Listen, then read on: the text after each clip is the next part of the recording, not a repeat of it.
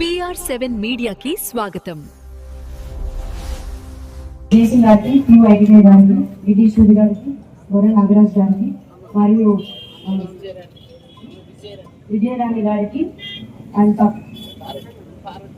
పార్వతి గారికి and media మిత్రులకి, public representatives అందరికీ, స్కూల్ పిల్లలకి, టీచర్స్ అండ్ అదర్ ఆఫీసర్స్ అందరికీ కూడా నా నమస్కారాలు.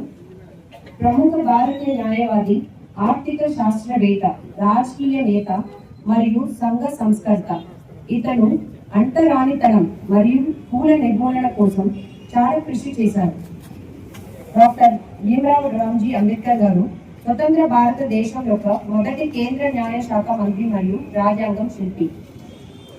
డాక్టర్ బిఆర్ అంబేద్కర్ గారు కొలంబియా విశ్వవిద్యాలయం నుండి PhD, లండన్ విశ్వవిద్యాలయం నుండి డాక్టరేట్ పట్టలు పొంది చాలా అరుదైన గౌరవం సంపాదించారు.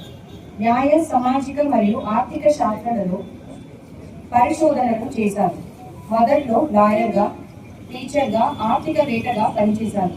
తర్వాత భారతదేశ స్వతంత్రం, పత్రికల ప్రచురణం, దళితుల సామాజిక రాజకీయ హక్కుల కోసం మరియు భారత రాజ్యాంగ వ్యవస్థాపన కోసం కృషి చేశారు.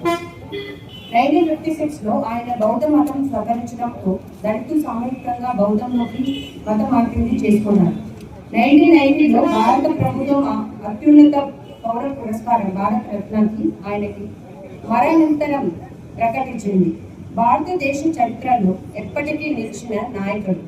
ఆయన చేసిన విశేష కృషికి ఆయన పుట్టినరోజు అంబేద్కర్ జయంతిగా జరుపుకుంటున్నారు. 2012లో హిస్టరీ ఛానల్ మరియు రిలయన్స్ మొబైల్ కలిసి ఒక అవుట్లుక్ మ్యాగజైన్ నిర్వహించినారు. ది గ్రేటెస్ట్ ఇండియన్ పోల్లో ఆయన మొదటి స్థానంలో ఎంపిక అయ్యారు. వాళ్ళ బాల్యంలో మౌన్ అనే గ్రామంలో, ఇప్పటి మధ్యప్రదేశ్లోని రామ్జీ మనోజీ సర్పల్ మరియు భీమాబాయి దంపతులకు చివరి సంతానంగా జన్మించారు. డాక్టర్ బిఆర్ అంబేద్కర్ గారు బాగా చదివి BA, తర్వాత డాక్టరేట్, తర్వాత PhD అన్ని కూడా చేశారు. హైయర్ ఎడ్యుకేషన్ కు విదేశం వెళ్ళారు. వాళ్ళు చేసిన ప్రతి ఒక్క జాబ్ లో కూడా, ప్రతి ఒక్క యాక్టివిటీలో కూడా ప్రజల కోసం బాగా సహాయం చేశారు.